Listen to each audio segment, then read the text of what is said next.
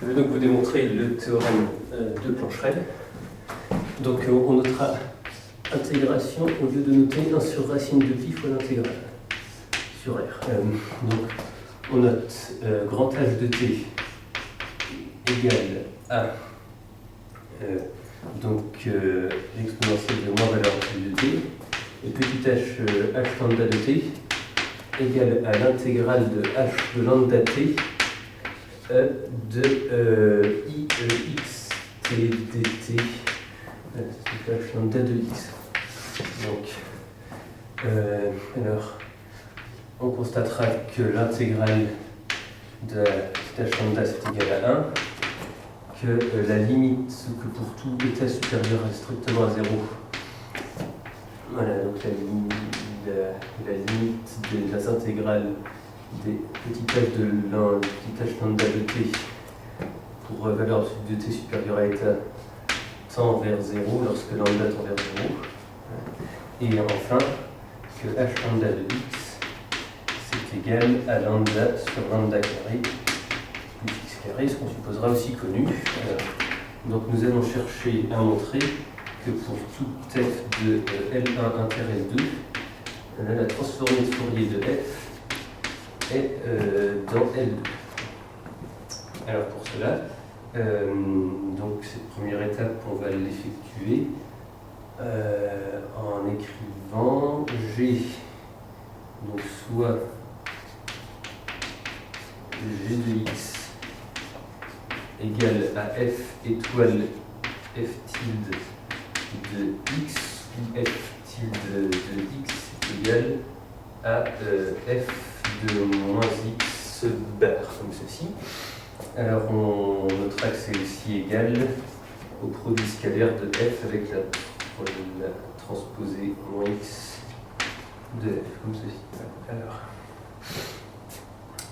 une fois qu'on a donc cette fonction g ainsi définie, on va donc démontrer que la norme L2 de f au carré, c'est égal à g de 0, qui est égal à la limite lambda tendant vers 0 des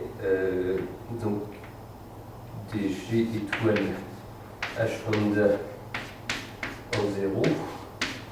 On va montrer ensuite que c'est égal à la limite pour lambda tendant vers 0 de l'intégrale des g chapeau de x g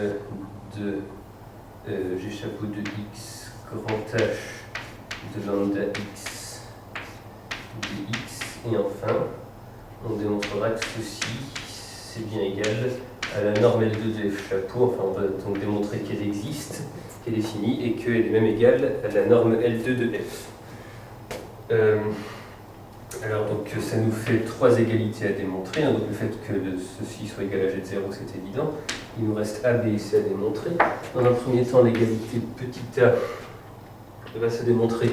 Donc ceci, on va écrire g de 0 moins g étoile h lambda de 0.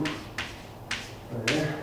Ceci, c'est donc égal à l'intégrale de g de t fois h lambda de moins t. Voilà. Comme ceci. Oui, non, on va pouvoir faire entrer tout de suite le g de 0 à l'intérieur. Ça va faire g de 0 moins g de t, comme ceci, fois h lambda de moins t dt. Voilà. Alors, en valeur absolue. Alors, pour tout epsilon, il existe un état tel que... Alors oui, donc il y a quelques propriétés de G importantes dont on avait besoin ici. Tout d'abord, le fait que ici G est donc une application L1. G est une application dans L1. Grâce à ceci, on sait que G est continu. Et ça nous donne aussi l'information que G est borné par l'inégalité de Schwarz avec le produit scalaire ici. Voilà, donc ça, ce sont 3 informations sur G dont on se servira tout au long de la démonstration.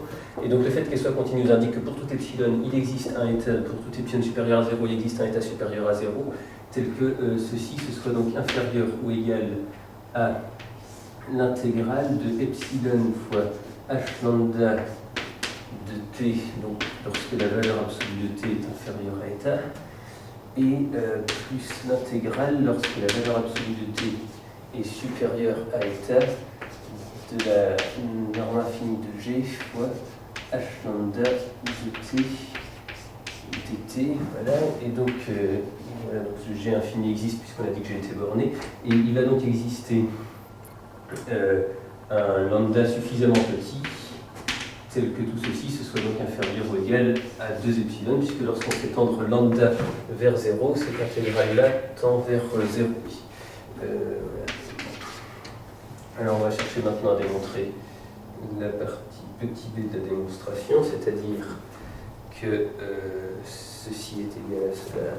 Alors l'intégrale des g dt h lambda moins t,